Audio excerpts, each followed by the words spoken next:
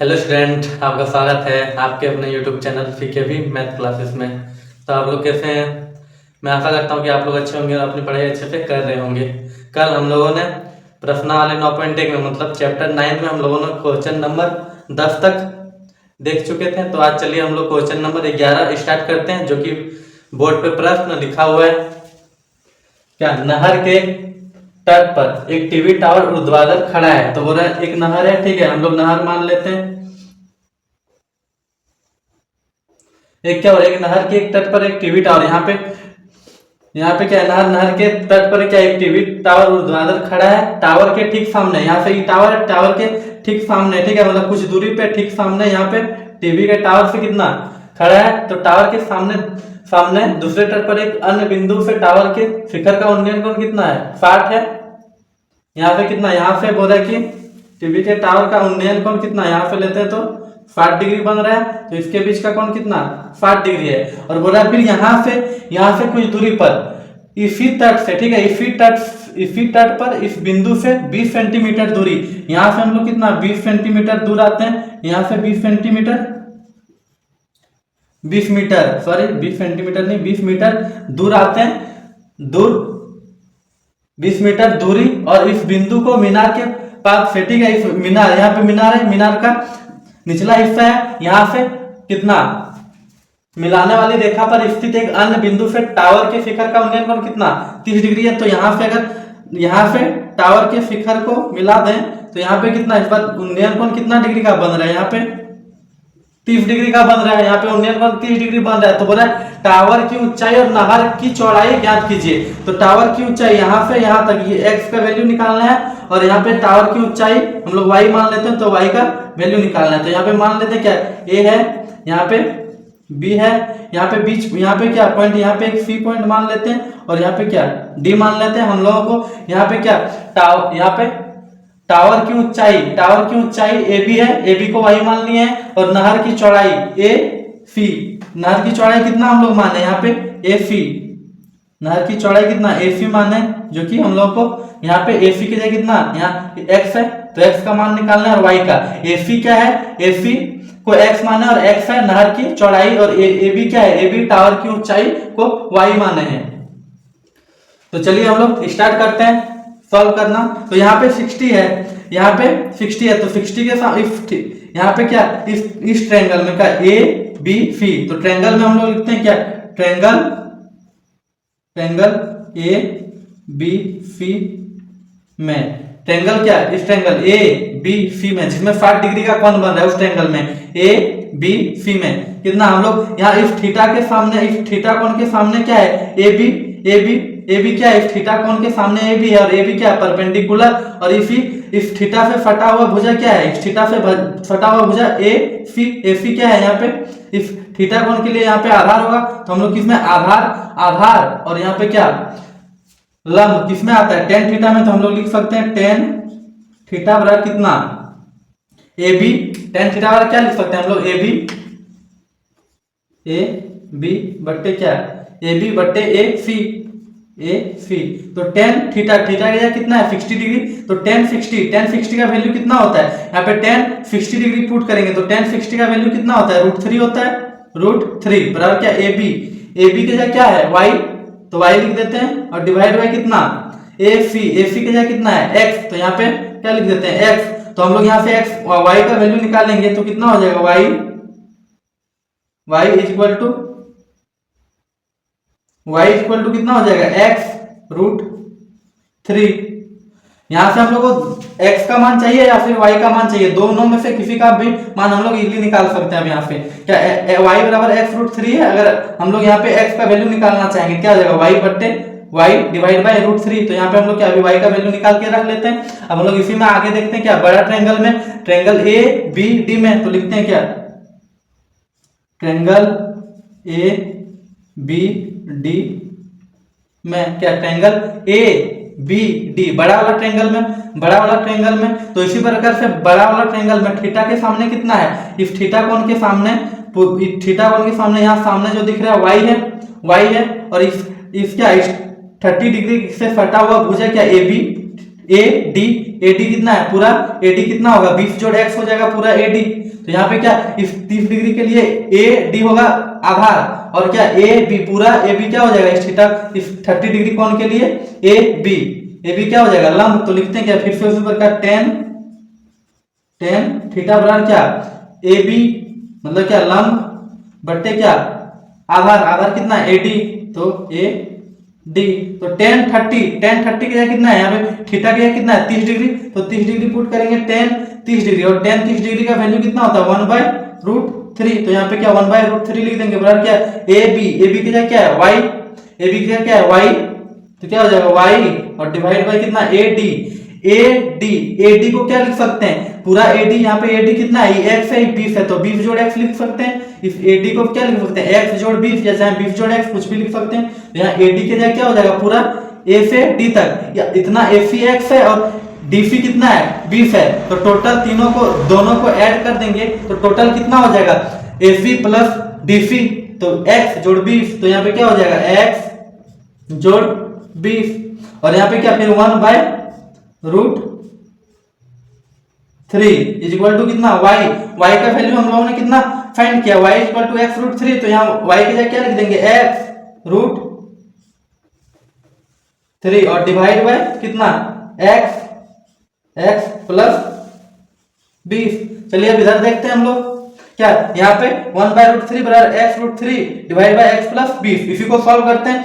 x plus 20 यहाँ पे इतना क्रॉस मल्टीप्लाई हो जाएगा, तो x प्लस 20 इंटू a कितना हो जाएगा x प्लस 20 ही रह जाएगा इज इक्वल टू क्या √3 इंटू x√3, तो कितना हो जाएगा 3x √3 इंटू 3 कितना हो जाएगा 3 हो जाएगा, और यहाँ पे x है तो क्या यहाँ पे x रह जाएगा। तो यहाँ से कितना x का वैल्यू कितना आ जाएगा यहाँ पे x का वैल्यू, तो यहाँ पे क्या 20 इज इक्वल टू कितना यहाँ पे 3x है, यहाँ पे क्या प्लस का x है उधर जाएगा क्या हो जाएगा माइनस का x, तो कितना हो जाएगा 2x इज इक्वल टू 20, तो कितना 2x इज इक्वल टू 20, और यहाँ पे x का वैल्यू कितना आ जाएगा 20 डिवाइड बाय कितना x यहाँ पे मल्टीप्लाई में इधर आके डिवाइड होगा तो कट जाएगा कितना 10 घर में, तो x इज इक्वल टू कितना आ गया 10 क्या मीटर। यहाँ पे x क्या माने थे हम लोग AC, तो यहाँ पे नहर की चौड़ाई कितना है AC नहर की चौड़ाई बराबर कितना 10 मीटर। अब हम लोगों को क्या AB क्या है मीनार की ऊंचाई, टावर मतलब यहाँ टावर की ऊंचाई, तो AB टावर की ऊंचाई कितना आ जाएगा, अब टावर AB की ऊंचाई बराबर कितना, यहाँ पे हम लोग टावर का ऊंचाई कितना माने y, तो y इज इक्वल टू कितना यहाँ पे y हम लोग कितना माने y, यहाँ पे y टावर AB की ऊंचाई y माने, और y इज इक्वल टू क्या है y is equal to x√3, तो यहाँ पे क्या हो जाएगा y इज इक्वल टू कितना x√3 हम लोगों ने पहले ही निकाला है, यहाँ पे y इक्वल टू कितना x√3, तो यहाँ पे y बराबर क्या हो जाएगा y, और x का वैल्यू अभी हम लोगों ने कितना निकाला 10 और यहाँ पे √3 है तो √3 मीटर, अर्थात क्या AC नहर की चौड़ाई 10 मीटर निकाली है। AB टावर AB की ऊंचाई कितना y माने थे, और y का वैल्यू कितना x√3 यहाँ पे था, बस x के जगह क्या यहाँ पे x का मान जितना निकालते हैं उतना पुट कर दिए, तो y बराबर कितना 10√3, अर्थात क्या टावर AB की ऊंचाई 10√3 मीटर आ चुका है। तो चलिए हम लोग 12 नंबर स्टार्ट करते हैं। क्या 7 मीटर ऊंचे भवन के शिखर से केबल टावर के शिखर का उन्नयन कोण 60 डिग्री है, और इसके पाद का अवनमन कोण कितना 45 डिग्री है, तो टावर की ऊंचाई ज्ञात कीजिए। तो हम लोग सबसे पहले क्या यहाँ पे डायग्राम बना लेते हैं। डायग्राम क्या बोला 7 मीटर ऊंचे भवन के शिखर, तो पहले 7 मीटर ऊंचा हम लोग क्या बनाते हैं भवन बनाते हैं, तो मान लेते हैं हम लोग क्या 7 मीटर, यहाँ पे क्या 7 मीटर ऊंचा या दूसरा मार्कर ले लेते हैं, चल नहीं रहा था तो क्या यहाँ 7 मीटर ऊंचा भवन है, 7 मीटर ऊंचा भवन मान लेते हैं इसको, पूरा भवन के शिखर का, यहाँ से भवन के शिखर पर क्या 7 मीटर ऊंचे भवन के शिखर से केबल टावर, यहाँ 7 मीटर ऊंचा भवन है, भवन के शिखर से मान लेते हैं छोटा ही बनाते हैं थोड़ा, यहाँ पे क्या भवन के शिखर, ठीक है भवन का शिखर यह भवन के शिखर से केबल टावर, भवन के शिखर पर क्या एक केबल टावर लगा दिए, इतना केबल टावर के शिखर का उन्नयन कोण, केबल टावर का शिखर का उन्नयन कोण, ठीक है। केबल टावर के शिखर का उन्नयन कोण कितना डिग्री है? केबल टावर के शिखर का उन्नयन कोण यहाँ पे 60 डिग्री है, 60 डिग्री है। और इसके पास से किसके, इस केबल टावर के निचले हिस्से से अवनमन कोण कितना है? अवनमन कोण 45 डिग्री है। तो इसको यहाँ से मिला देंगे तो यहाँ पे अवनमन कोण कितना डिग्री का बन रहा है? यहाँ पे अवनमन कोण 45 डिग्री का बन रहा है। ये 60 डिग्री 45 डिग्री, अगर इसको हम लोग इधर एक्सटेंड कर दें, आगे बढ़ा दें इधर, तो यहाँ पे क्या एक वर्ग टाइप का बन जाएगा। यहाँ पे एक वर्ग बन जाएगा, ये 7 है तो ये सामने वाला भी कितना 7 होगा। तो हम लोग सबसे पहले क्या यहाँ पे नाम मान लेते हैं कुछ, इसको क्या ए मान लेते हैं, इसको यहाँ पे बी पॉइंट मान लेते हैं, यहाँ पे सी मान लेते हैं, यहाँ पे डी और यहाँ क्या ई मान लेते हैं। तो सारा पॉइंट हम लोग मान लिया। ड्राइंग इस पर क्या, इसका डायग्राम इस प्रकार से बना। तो हम लोग क्या सबसे पहले क्या त्रिभुज ACD में देखेंगे। हम लोग को यहाँ पे टोटल ऊंचाई सी का, टोटल टावर की ऊंचाई ज्ञात करना है, सी टोटल सी लंबाई ज्ञात करना है कि यहाँ सी से ई तक कितना लंबा है। इस 7 मीटर दिया हम लोग को, इसको ज्ञात करके क्या दोनों को ऐड कर देना है तो टोटल लंबाई आ जाएगा। तो हम लोग क्या सबसे पहले यहाँ पे क्या CD का वैल्यू ज्ञात करेंगे। जब CD का वैल्यू ज्ञात कर लेंगे तो क्या AB भी 7 आ जाएगा। अगर यह बेस पता चल गया तो हम लोग tan थीटा लगा करके क्या BE भी ज्ञात कर लेंगे और लास्ट में दोनों को जोड़ देंगे। तो यहाँ पे हम लोग क्या सबसे पहले क्या ट्रायंगल ACD में देखते हैं। ट्रायंगल ACD में कितना, यहाँ पे ACD में अगर ये 45 है तो यह भी कोण कितना होगा 45 डिग्री। कैसे? एकांतर अंतः कोण के युग्म से। पहले वीडियो में हम लोगों ने अच्छे तरीके से सब कुछ समझा था, उन्नयन कोण, अवनमन कोण, फिर यह कैसे 45 डिग्री होता है, सब कुछ अच्छे तरीके से हम लोगों ने समझा था। तो क्या ACD में देखते हैं क्या त्रिभुज ACD में, तो इस थीटा कोण 45 डिग्री के जो सामने दिख रहा है क्या होगा, लंब होगा, और इस फटा हुआ CD क्या होगा, आधार होगा। तो लंब और आधार किस में आता है? tan थीटा में। तो क्या हम लोग tan theta is equal to कितना AD डिवाइड बाई क्या लिख सकते हैं CD, AD divide by CD और tan थीटा का मान कितना है 45। तो tan 45 का वैल्यू कितना होता है? tan 45 का लिख देते हैं क्या, tan 45 डिग्री बराबर क्या CD बट्टे कितना यहाँ पे AD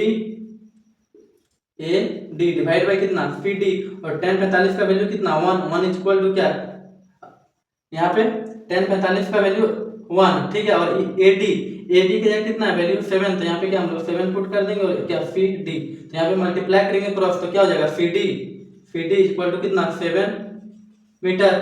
अब क्या यह CD का वैल्यू यहाँ से यहाँ तक कितना 7 मीटर निकल गया, ये 7 है तो ऊपर वाला भी कितना यहाँ से यहाँ तक पूरा कितना हो जाएगा 7 मीटर। इस ट्रायंगल में AB की कुल लंबाई भी यहाँ पे कितना 7 मीटर हो जाएगा।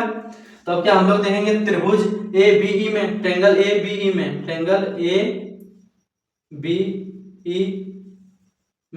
क्या ABE में यहाँ AB क्या होगा, इस थीटा कोण के लिए AB क्या हो जाएगा, आधार हो जाएगा, और BE क्या हो जाएगा, B लंब हो जाएगा। तो फिर से हम लोग क्या tan थीटा लगा सकते हैं, क्या tan थीटा इक्वल टू क्या tan थीटा इक्वल टू क्या होता है, लंब बटे आधार। तो लंब क्या है यहाँ पे B, तो ऊपर क्या आ जाएगा BE और डिवाइड बाय क्या AB। अब यहाँ पे tan थीटा का कितना 60 डिग्री, और tan 60 डिग्री का वैल्यू कितना होता है √3 होता है। tan 60 डिग्री का वैल्यू कितना होता है √3 होता है। BE पता है क्या, नहीं पता है तो BE रहने देते हैं हम लोग क्या BE, और AB का वैल्यू कितना है AB का वैल्यू कितना निकाला, यहाँ पे अगर इस बात है दोनों समांतर ही है, क्या वर्ग है तो वर्ग का प्रत्येक भुजा बराबर इस बात है, तो 20 कितना हो जाएगा 7। तो यहाँ 7 निकालना है 7, तो यहाँ पे क्या AB इक्वल टू कितना 7 निकालना, तो यहाँ पे क्या पुट कर देते हैं 7। हम लोग इधर देखते हैं क्या यहाँ पे BE डिवाइड बाय 7, यहाँ पे क्या नीचे कुछ नहीं थे, क्रॉस मल्टीप्लाई हो जाएगा, तो 1 गुना BE कितना हो जाएगा BE इक्वल टू कितना 7 इंटू √3, तो क्या हो जाएगा 7 √3। यहाँ पे हम लोगों को कितना CE का लंबाई निकालना है, तो CE इक्वल टू कितना हो जाएगा, मीटर में आ जाएगा क्योंकि सब मीटर में दिया हुआ है यहाँ पे।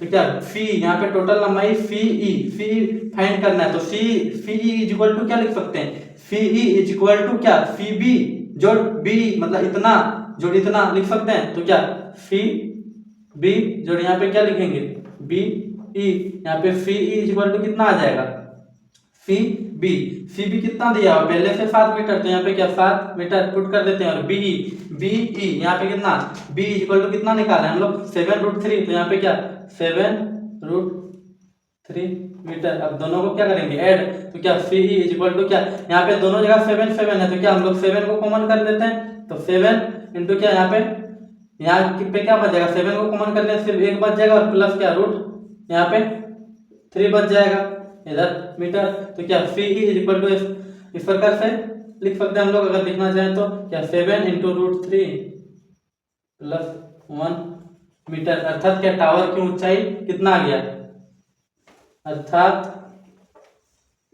टावर की ऊंचाई बराबर कितना 7 रूट 3 प्लस 1 मीटर। तो क्या 12 नंबर भी पूरा बन चुका है। यह प्रश्न क्या बोर्ड के एग्जाम दृष्टिकोण से काफी महत्वपूर्ण है, 9.1 का सारा क्वेश्चन। तो इसी प्रकार से और भी वीडियो पाने के लिए हमारे चैनल सीके भी मैथ क्लासेस को सब्सक्राइब कीजिए और ये वीडियो अपने दोस्तों तक शेयर कीजिए। धन्यवाद, कल फिर मिलते हैं।